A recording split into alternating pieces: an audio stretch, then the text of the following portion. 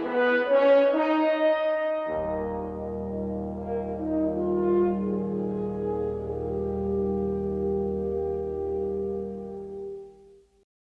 everyone, welcome back to the Flix Files. My name's Roger. Tuesdays is normally movie news day, and I spent all of last week looking at the movie news sites, and I'm very sad to say that there wasn't a single story that I felt compelled to talk about in the video. So we're now going to have a movie news video with very little or no movie news in it, which is going to be bizarre. But I thought, well, I'm not going to be talking about some of these stories for the sake of talking about them. They just didn't appeal to me. A lot of them seem to be about upcoming superhero movies. And I've kind of gone off superhero movies now. I think that initial big run of Marvel movies, from the very first Iron Man film to Avengers Endgame, was glorious. Marvel had a plan, which is more than can be said for Disney and Star Wars, but they had a plan. They had a whole storyline and an arc plotted out involving these Infinity Stones, and it carried through all of those movies, which culminated in Avengers Endgame, and it was great. And at some point in the future I'll love to watch through those films again. But then after Avengers Endgame, it kind of felt like a full stop to the whole thing.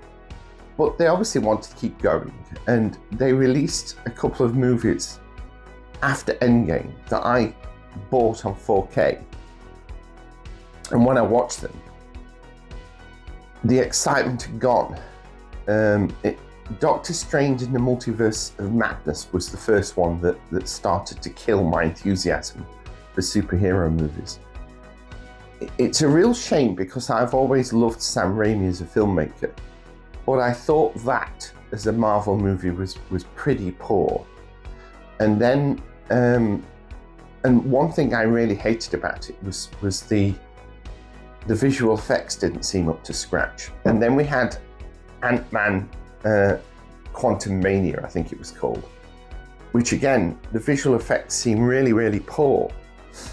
And I couldn't understand what was going off. I mean, we've since learned that Marvel treated their visual effects people quite badly, allegedly. And they were put under a lot of pressure to get a lot of work done in a short amount of time, which was really poor. And then we had the god-awful The Marvels. And I've seen The Marvels, and I think I said in an earlier video that I have for every Marvel movie in 4K. I don't have The Marvels. That was one that I refused to buy because it was just awful.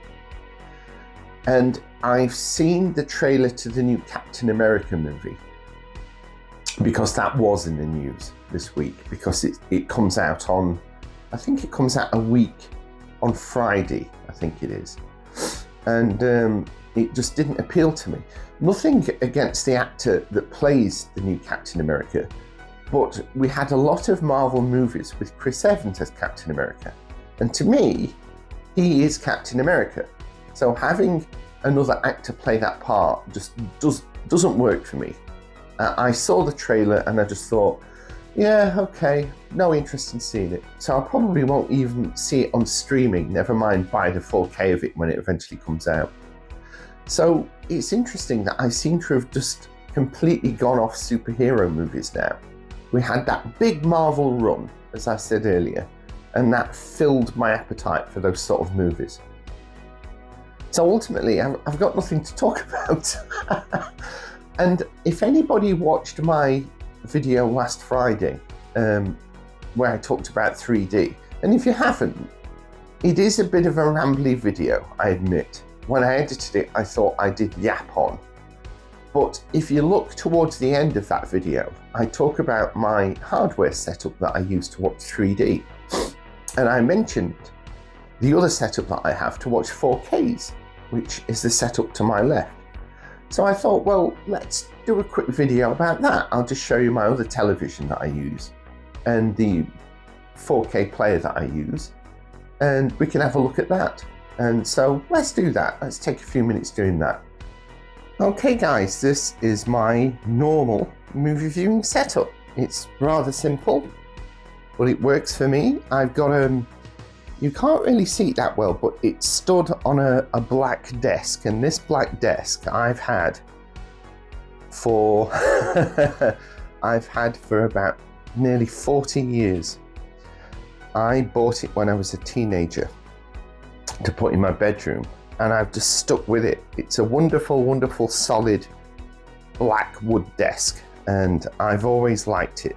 It just works really, really well. And the television is a 55-inch QLED television from Samsung. So I've just put up the information for the television there on the screen. So if you want the exact model number that I'm using, you can pause it and have a look. I just grabbed a random 4K disc off the shelf just to pop on there while I was filming. So that happened to be Star Trek Beyond, which is I quite like the trilogy of Star Trek movies that J.J. Abrams produced, more than the Star Wars films that he did. So the 4K player that I have, I'm just going to come into frame and just read out the actual model number if I can see it. It's a Panasonic DMP UB300.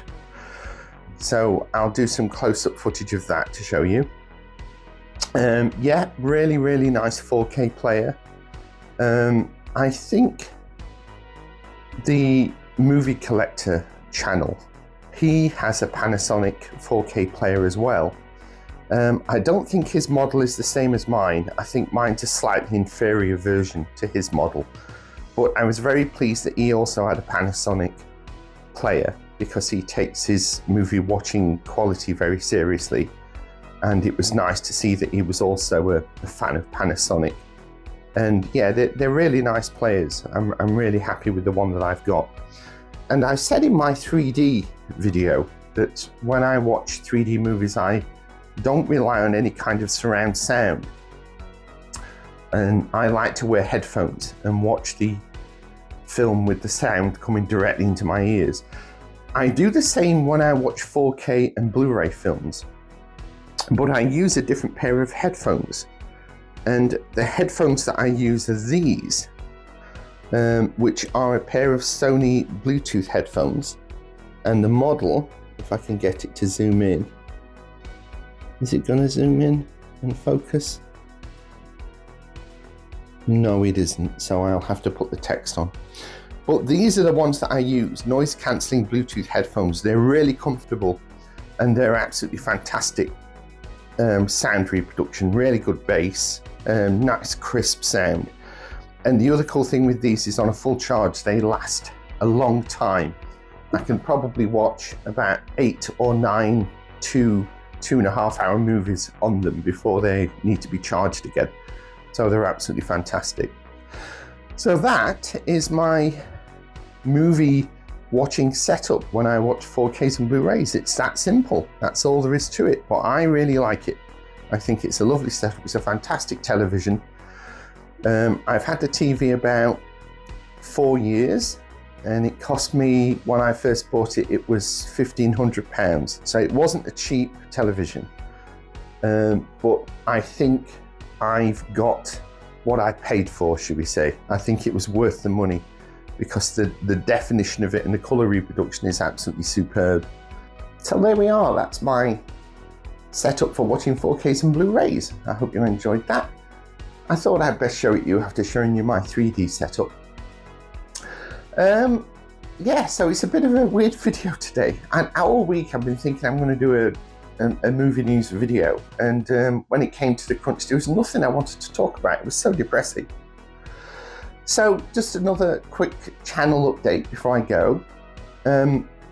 I've been working on my new deep dive video, some of you will be pleased to hear, and that's all edited up and finished.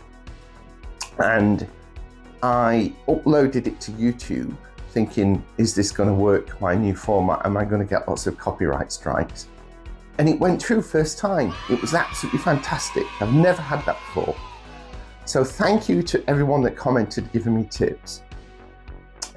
If you've watched my Blue Thunder re-upload, I kind of superimposed it onto a small screen on an image, and that kind of fooled the copyright system. But I wasn't really happy with doing that for the whole video. I don't think anybody wants to watch like a 25-minute video on a tiny little picture. So I've only used that method very, very sparingly in my new deep dive video, only for clips with sound.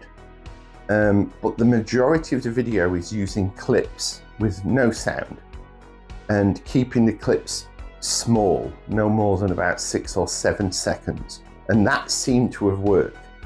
I had a few people comment saying you should try doing it this way, and I have, and it works, so thank you so much. So I'm very excited for the new deep dive video that I've done. I'm not going to tell you what movie it is yet, but if you keep an eye on my community page, I will do a preview of that a few days before it gets uploaded. So you won't see that for a few weeks yet. The video this Friday is, I will say, it's a top 10 video. I did a top 5 video on a particular subject some time ago, and it was one of my more popular videos. So I thought it was time I did another one. But for this one, I've kind of doubled the amount and done a top 10. So do look out for that. That'll be coming on Friday. And then 2 weeks after that is when you will see my new deep dive. So I hope you like the new format that I came up with. Thank you again to the people that gave me tips.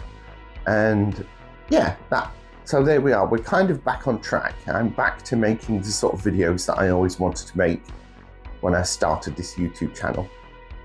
And if you've got this far, if you're still listening to me ramble, then give me a thumbs up if you liked that movie news video with no movie news. And I'll see you soon, guys. So take care of yourselves, and bye-bye for now.